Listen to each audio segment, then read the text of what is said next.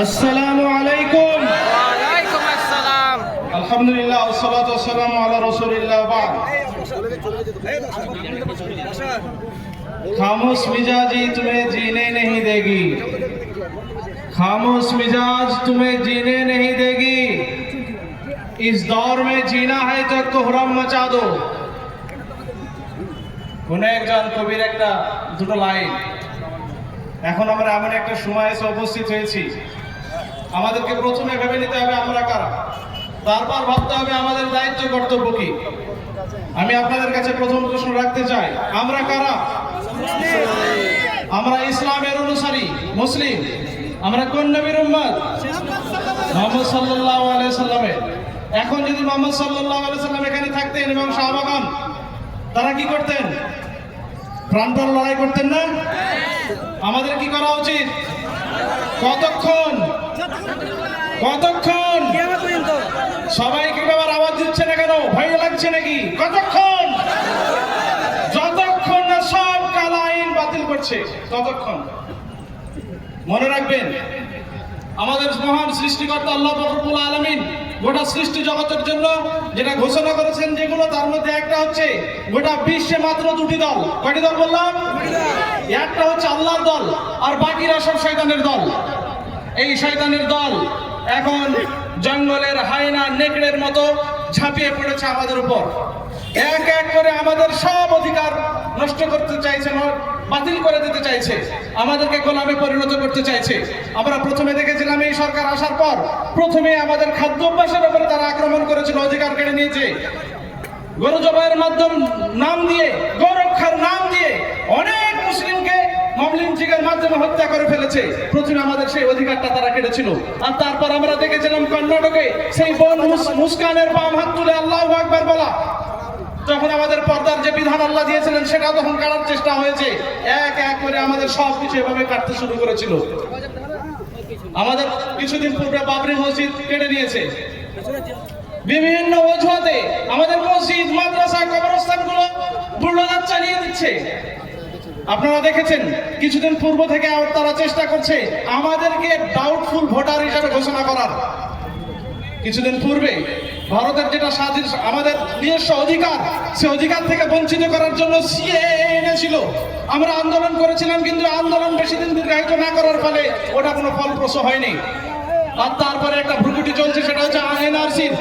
যারা এনআরসি এবং সিএএ কে বুঝতে পারেন না, তারা আসামে যান, সেখানের মানুষকে কোনো অবস্থায় ফেলে রাখা হয়েছে।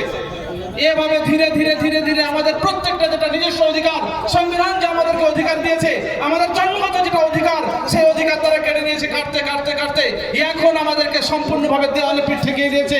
এখন যে এই ওয়াকফ অ্যামেন্ডমেন্ট বিলটা এনেছে, এই বিল আনার মাধ্যমে যেটা তারা করতে চায়, সেটা ধীরে ধীরে আমাদের সব অধিকার কেড়ে নিয়ে গোলামে পরিণত করতে চায়।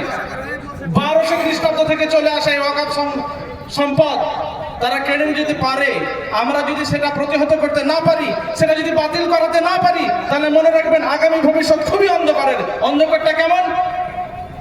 এই আইনটা হচ্ছে ফেরাউনের যুগের আইনের মতো।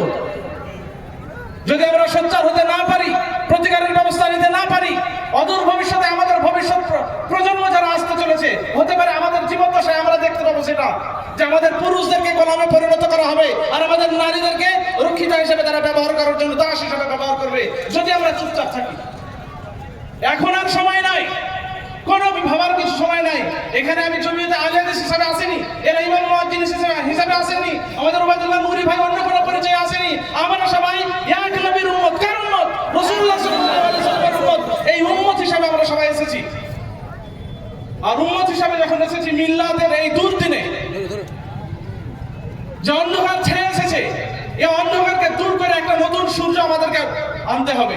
একটা নতুন সকালের আশায় আমাদেরকে, নতুন সকালের টার্গেট নিয়ে, লক্ষ্য নিয়ে আমাদেরকে এগোতে হবে।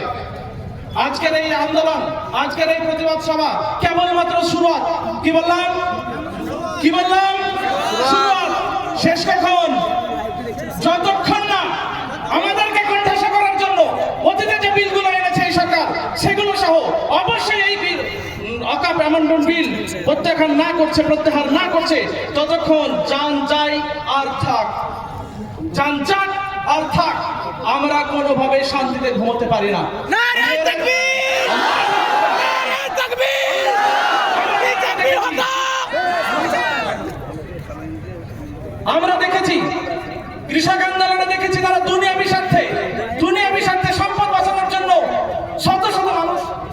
হয়েছে, তারপর তারা শাহাদাতের পেয়ালা চেখেই বিসর্জন দিয়ে, প্রাণ বিসর্জন দিয়েই ওই বিলটাকে প্রত্যাহার করতে বাধ্য করিয়েছে।